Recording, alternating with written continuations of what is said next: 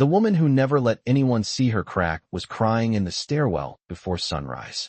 Nolan Pierce heard it halfway up the executive stairs, a sound so small most people would have missed it, the kind a person makes when they are fighting not to make any sound at all. 10 minutes earlier, he had been in his apartment kitchen in Queens, sliding 2 frozen waffles into the toaster, pouring orange juice into a plastic cup with a cracked blue lid, and reminding his 9-year-old daughter that if school felt too loud, she did not have to pretend she was fine.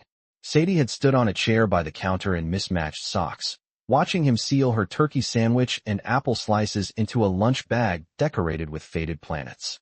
That was Nolan's life now. Early alarms, grocery lists, field trip forms, a steady paycheck, a quiet apartment that still felt too quiet after his wife was gone.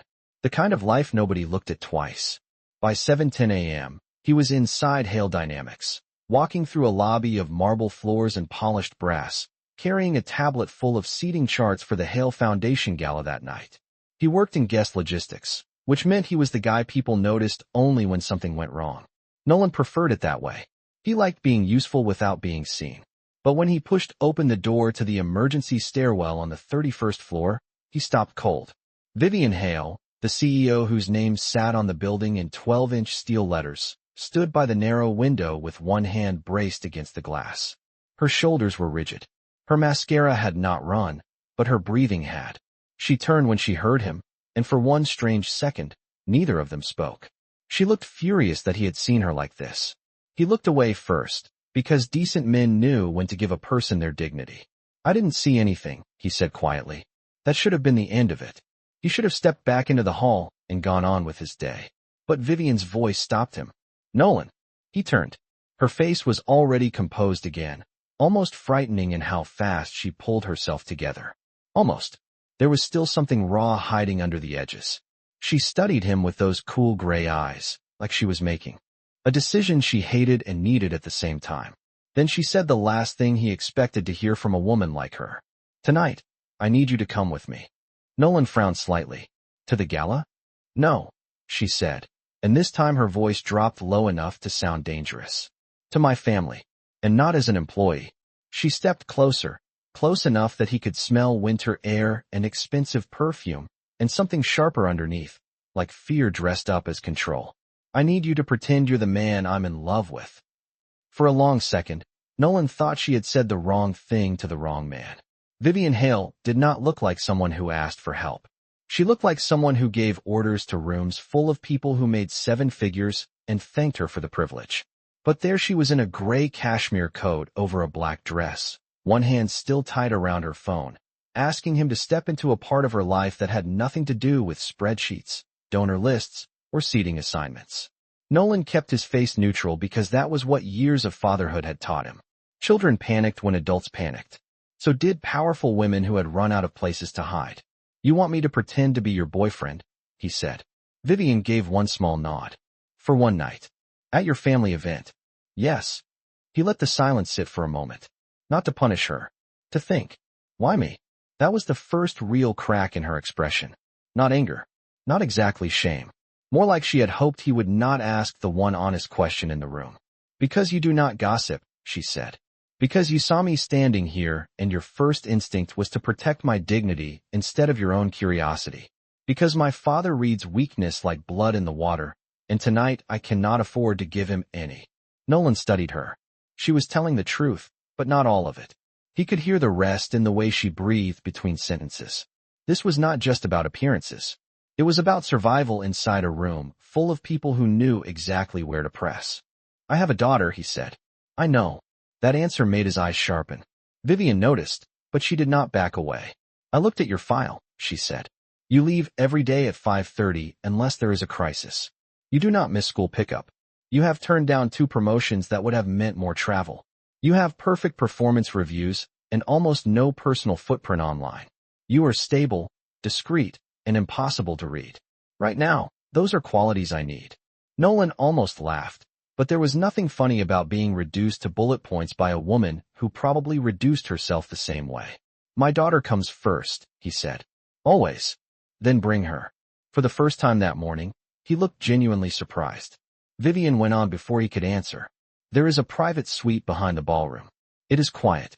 She can stay there with you until the dinner starts. I will have someone stock it with whatever she needs. Nolan shook his head once. Not someone. Me. That made Vivian pause. Fine, she said. You. He adjusted his grip on the tablet under his arm. And one more thing. If something feels off tonight, especially around a child, I do not keep pretending for anybody. Her eyes narrowed slightly, not offended, but thrown by the specificity of it. That is an unusual condition. It is the only one that matters. A long breath passed between them. Then Vivian nodded, once, decisively. All right. She straightened fully, the tremor gone, the CEO back in place like armor sealed over skin. The car will pick you up at 6:30 in Queens. Nolan should have said no. Nothing in his life had room for billionaire family drama and borrowed tuxedos, and a woman whose whole existence looked built out of polished steel. But then he thought of the sound he had heard before he opened the stairwell door. Not crying. Restraint. The sound of someone breaking in complete silence because they had learned long ago that nobody came when they called out loud. 6:30, he said. Vivian gave the smallest nod and reached for the door. Then she stopped with her hand on the bar and spoke without looking at him.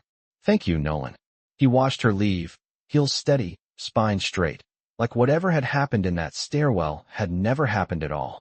But the second the door swung shut behind her, Nolan looked down at the gala seating chart in his hand and realized his day had just become something far more dangerous than busy. By 6:30 that evening, Nolan Pierce was standing outside a limestone mansion in Westchester that looked less like a home and more like the kind of place people inherited along with rules. The Blacktown car had barely stopped before Sadie leaned toward the window and whispered, "Do rich people always make their houses look like museums?" Nolan almost smiled. Only the insecure ones. She looked at him in the reflection of the glass, searching his face the way children do when they know the joke is carrying more truth than it sounds like. Sadie wore a navy dress Nolan had found on sale 3 weeks earlier and saved for a school concert that had not happened yet. He had brushed her hair back into a neat low ponytail, and now she sat with her small hands folded over the silver headphones in her lap, the ones she kept for loud places. You do not have to stay where it feels bad, he reminded her. I know, she said. But you do. He did not answer that. A uniformed attendant opened the car door, and cold evening air rushed in with the distant hum of string music and polite laughter. Vivian Hale was already waiting at the top of the front steps in a long dark green gown that made her look even more untouchable than usual, except Nolan now knew better than to trust appearances. Her expression changed for half a second when she saw Sadie. Not annoyance. Not inconvenience. Something more careful than that. She came down the steps herself instead of letting staff handle it. You made it, she said. We said we would, Nolan replied. Vivian crouched slightly, so she was not towering over Sadie when she spoke. There is a quiet room just off the West Hall if you need a break. I had them bring hot chocolate, crackers, fruit, and some coloring supplies. I was guessing. Sadie blinked, surprised enough to be honest. That is, actually pretty good guessing. Vivian gave the smallest nod, as if she had just cleared a performance review she had not expected to pass. Then the front doors opened wider, and sound spilled out in layers. Glassware. Piano. Voices trained to stay smooth no matter what they meant. Nolan took one step inside, and felt the room the way other men might feel weather. Too many cameras near the main staircase. 2 security men focused on the ballroom entrance, and none on the garden corridor. A child crying somewhere far enough away that adults were pretending not to hear it. Vivian slipped her hand lightly through his arm at just the right angle for the watching room to read intimacy. My father is in the East Salon, she said under her breath. Adrian arrived 20 minutes ago. Nolan kept his tone even, and the little boy who was already overwhelmed. Vivian's hand tightened before she could stop it. My nephew Owen. He has had a difficult year. Nolan looked across the room and spotted him near a floral display, a small blond boy in a tiny tuxedo tugging at his cuff, while too many adults smiled down at him without really seeing him. Beside Nolan, Sadie went still. Then she said in a voice only he could hear, That kid wants to disappear. Nolan felt the shape of the night change right there under the chandeliers. And before anybody even reached the first toast, he knew one thing with perfect certainty. This house was not built for honesty. It was built for appearances, which meant sooner or later, something important was going to crack. The most dangerous lies are the ones a family tells in formal wear. Nolan had barely settled into the rhythm of the room before the first test arrived, wearing a silver tie and a perfect smile. Adrian Cross moved through the crowd like a man who already believed he belonged wherever he stood, and when he reached Vivian, his expression was warm enough for strangers and sharp enough for anyone paying attention. "Vivian," he said, then let his gaze slide to Nolan with polished curiosity. "You do move quickly." Vivian did not blink. "Adrian." That was all. No explanation. No apology. Just his name, flat and clean, like she refused to give him even an extra syllable. Nolan offered his hand because decent men did not start fights in borrowed tuxedos. Adrian shook it, smiling the whole time. "Nolan Pierce, right? Guest Logistics." He said the title gently, almost kindly, which somehow made it worse. That is quite a leap into the family section of the evening. Nolan returned the look without heat. I parked carefully. For 1 second, Sadie looked up at him like she wanted to laugh. Vivian almost did too, but caught it before it became visible. Adrian did not miss that. Men like him never missed shifts in gravity. "And this must be your daughter," he said, turning to Sadie with the practiced charm of someone who had learned children were useful mirrors for adult intentions. "You look very elegant tonight." Sadie studied him for a beat too long to be polite. "Thank you," she said. "You look expensive." Vivian looked down. Nolan kept his face still. Adrian's smile held, but only just. Before he could answer, an older woman in black satin approached with the quiet authority of someone who had spent her life being obeyed without ever needing to raise her voice. Graham Hale might have built the empire, but Margaret Hale had clearly built the rules inside it. Her eyes went first to Vivian's hand looped through Nolan's arm, then to Sadie, then back to Nolan as if recalculating the entire evening in real time. "Vivian," she said, "you did not mention guests." Vivian's jaw set. "Nolan is not a guest." Margaret lifted one eyebrow. "No, I can see that." It was the kind of sentence that could sound harmless in another mouth. In hers, it landed like a clean little cut. Sadie shifted closer to Nolan's side. He felt it instantly. Margaret noticed that too. "And the child?" she asked. Nolan answered before Vivian could. "My daughter." "Sadie." Margaret gave a thin nod. "How modern." Vivian's hand tightened on Nolan's sleeve, not for effect this time, but because she was angry enough to need a physical anchor. Across the room, a burst of applause rose around Graham Hale as he entered the ballroom with the broad confidence of a man accustomed to being admired even by people he had disappointed. Owen stood half a step behind him in a miniature tuxedo, pale under the chandelier light, already rubbing 2 fingers against his thumb in a fast, repetitive motion. Nolan saw it at once. So did Sadie. "Dad?" she whispered, not taking her eyes. "Off the boy. He is getting flooded." Nolan looked toward the nearest staff coordinator. "The music needs to come down 10% in the East Wing," he said quietly. "And somebody should move that child out of the main room for a few minutes." The coordinator gave him a brief, dismissive smile. "Thank you, sir. We have it handled." Nolan watched Owen flinch when a photographer's flash popped near the staircase, and something cold settled in his chest. Houses like this always said they had it handled, right before they proved they did not. By the time dinner service began, Nolan had confirmed 2 things he did not like. First, nobody in that house knew how to lower a room once it had decided to perform. Second, Vivian Hale had not brought him there on instinct alone. He figured that out when Maeve Hale appeared beside him near the west corridor with a champagne flute in one hand and a look too knowing to be accidental. She was younger than Vivian, softer around the edges, but her eyes missed very little.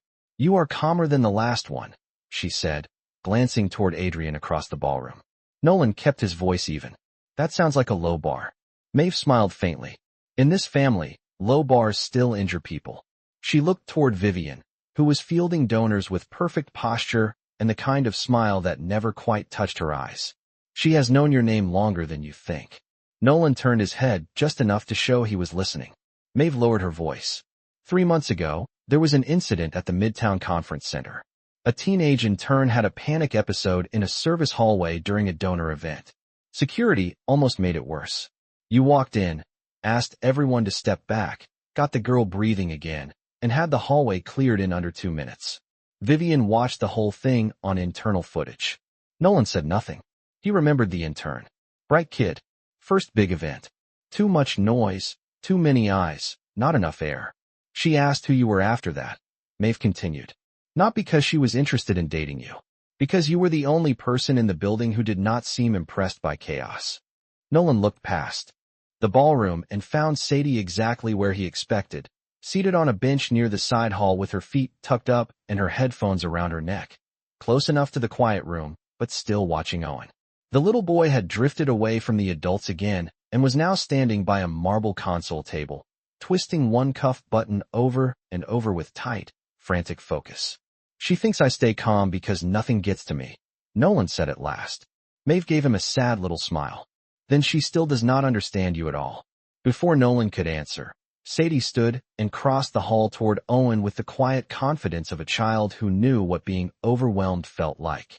She did not ask questions. She just sat on the carpet a few feet from him and took one of the silver headphones from her lap. Owen stared at her. Sadie shrugged. They help when the room feels mean, she said.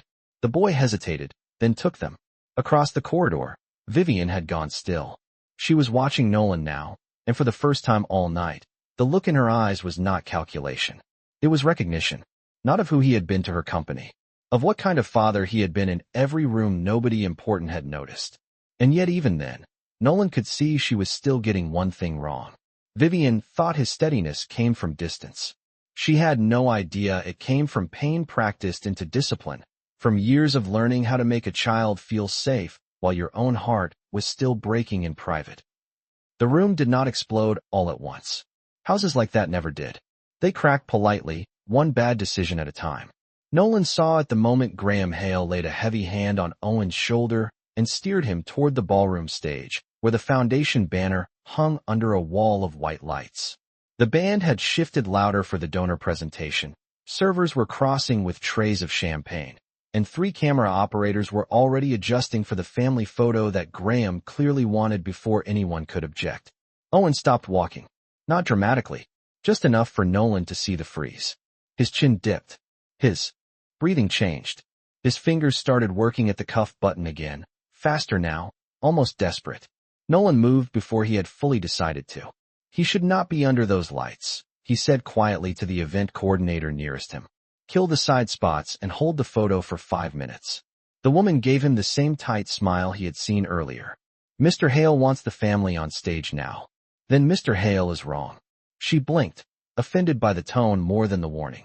Across the room, Adrian was already speaking with a media handler, directing 2 additional cameras toward the front as if every fragile thing in that house needed a better angle. Nolan turned to Vivian. Get him off that floor. Her eyes flicked to Owen, then to her father, then to the donors waiting with their polished attention.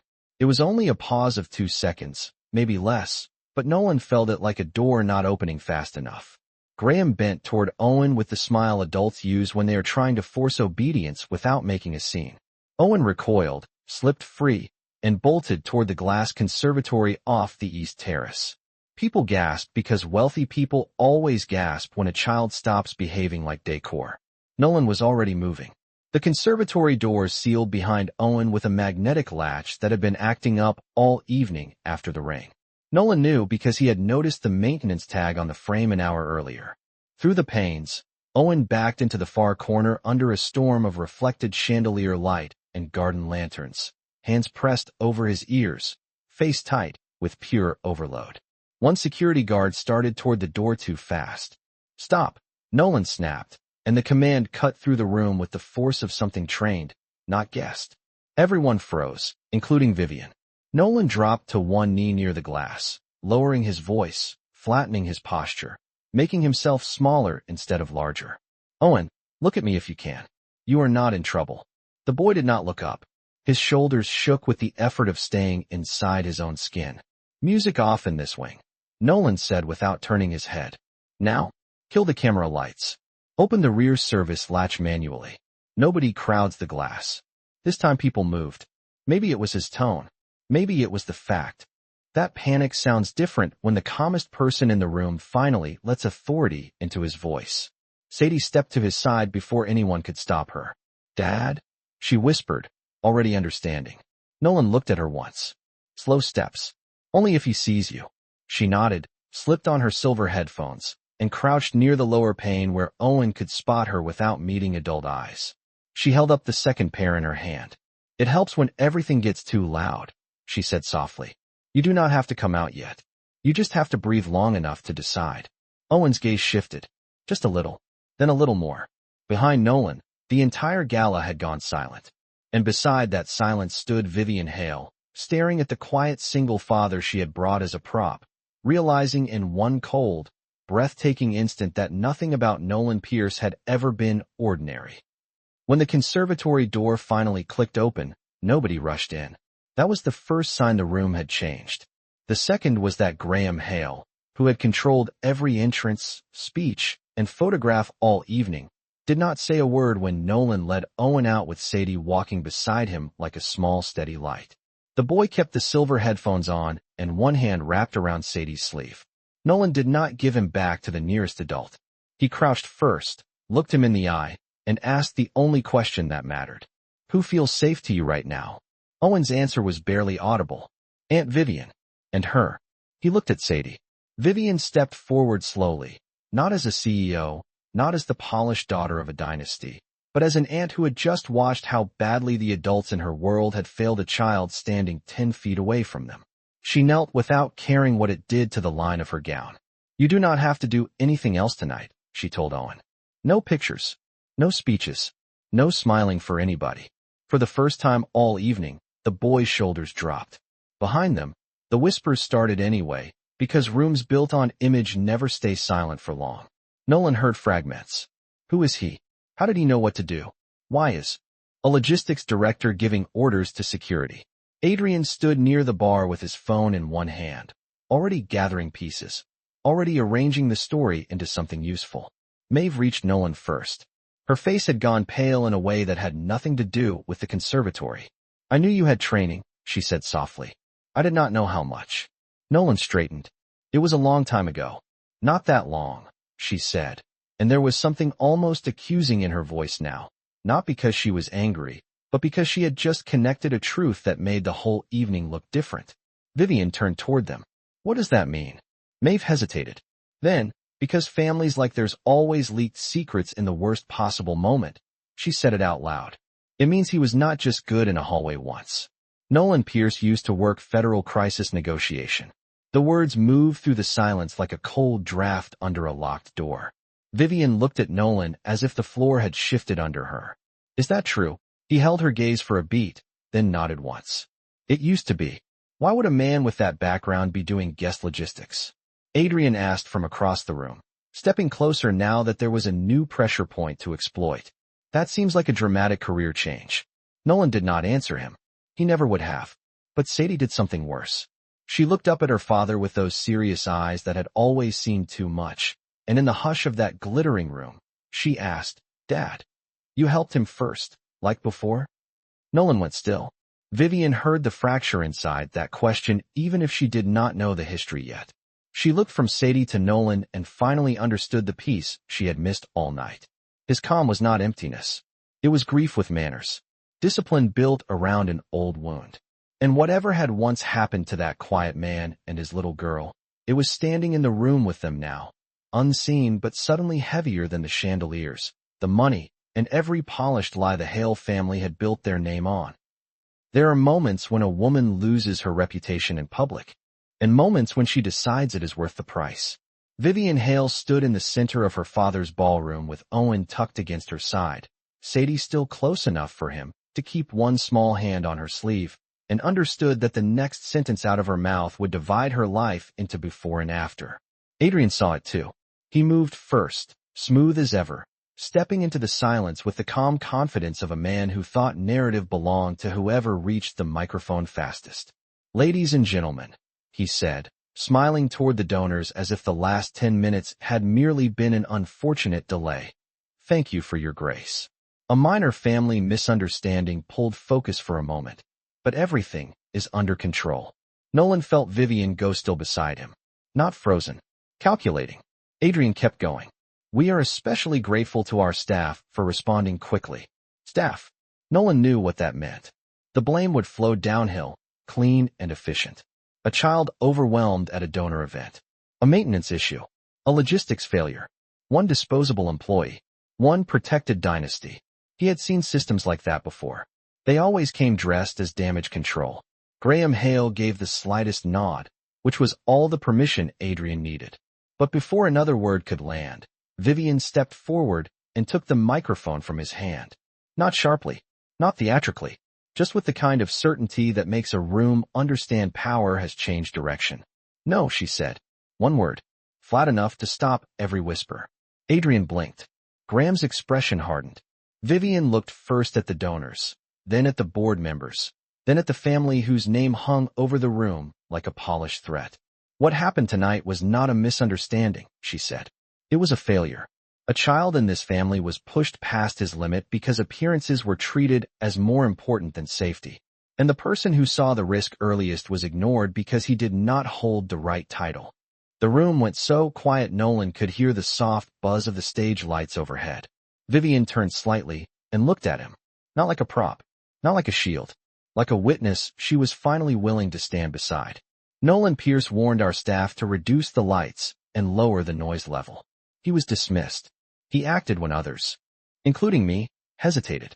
That failure is on us, not on him. Adrian recovered first. Men like him always did. Vivian, this is neither the time nor the format for internal accountability theater. She did not even look at him. You are no longer speaking for this foundation tonight. That landed harder than raised voices ever could. Graham took one step forward. Be careful, he said quietly. Everything your family built is in this room. Vivian met his gaze with a steadiness that had cost her something real to earn. No, she said. Everything my family built is exactly why this room needed to hear the truth. Then she did the one thing nobody in that mansion expected. She apologized without protecting herself. She told the donors there would be an independent safety review of every Hale Foundation event involving children. She announced Adrian Cross would no longer advise Foundation communications. And she made it clear that if anybody wanted a simpler version of the evening, one with cleaner lines and a better villain, they would not get it from her. When she finished, nobody clapped. Honest moments rarely get applause in rooms built for performance. Nolan looked down at Sadie, then at Owen, then back at Vivian. She had finally chosen the truth. But truth was not the same thing as repair. And when Sadie slipped her hand into his and asked in a voice only he could hear, "Is telling the truth enough this time?" Nolan realized the hardest part of the night had not happened yet. 3 weeks later, the first place Vivian Hale came looking for Nolan was not his office.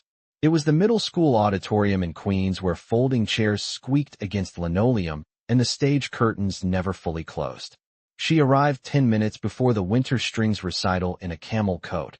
No driver waiting at the curb, no assistant at her elbow, no polished entrance built to make the room turn toward her. Even so, people noticed. Women like Vivian were not designed for places with paper snowflakes taped to cafeteria walls and hand-painted signs pointing toward the restroom. Nolan noticed too. He was standing near the back with one hand in his coat pocket and the other holding the recital program Sadie had folded in. 3 times already. When he saw Vivian, his expression did not harden, but it did not soften either. That hurt her more than anger would have. She stopped a few feet away, careful not to step too close to a boundary she had not earned the right to cross. "I was not sure you would let me stay," she said. Nolan looked toward the stage where children were lining up with violins tucked under their arms. "This is Sadie's night," he answered. "Not ours."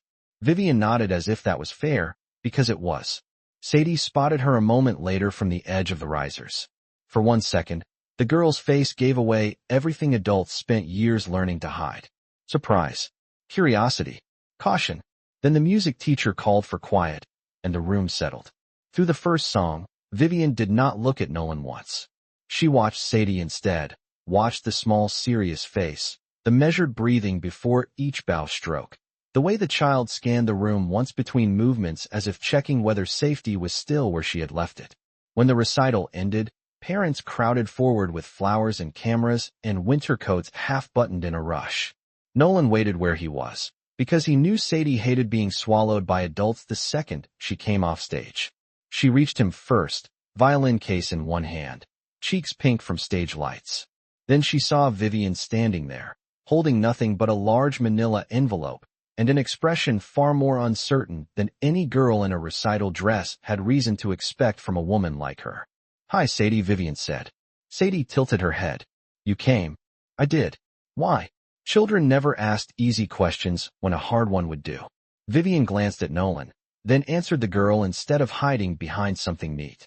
"Because last time I only saw your father when I needed something. I wanted to see what mattered to him when he did not need anything from me." Sadie considered that with the kind of silence that made adults confess more than they planned to. Vivian held out the envelope, but not to Nolan. To Sadie. "Inside is the full safety reform plan for the foundation, the independent review, and your grandfather Graham Hale's resignation from the Children's Event Board," she said, then corrected herself with a small breath. "Not your grandfather. Mine. Sorry." Sadie took the envelope, not opening it yet. "Is this an apology?" she asked. Vivian's eyes flickered. "Partly. What is the other part?" This time, when Vivian looked at Nolan, there was no armor in it at all. "Proof," she said quietly. "Or at least my attempt at it." Nolan let out a slow breath. The school hallway buzzed around them with ordinary life. Parents calling names. A janitor pushing a trash can. Someone laughing too loudly near the vending machines. Real life. Small life. The kind of life money could visit but not automatically understand. Sadie looked down at the envelope, then back up at the woman who had finally learned how to arrive without performing. "If a person tells the truth too late," she asked, "does it still count if they tell all of it?" Neither adult answered right away. And maybe that was the real ending. Not whether Vivian loved Nolan, not whether Nolan could forgive her, but whether a woman who had spent her whole life choosing control over closeness could stand still long enough for a child to believe she was safe. So what do you think really mattered more in that hallway that night? That Vivian finally told the truth, or that Sadie was not ready to give trust away just because the truth sounded beautiful?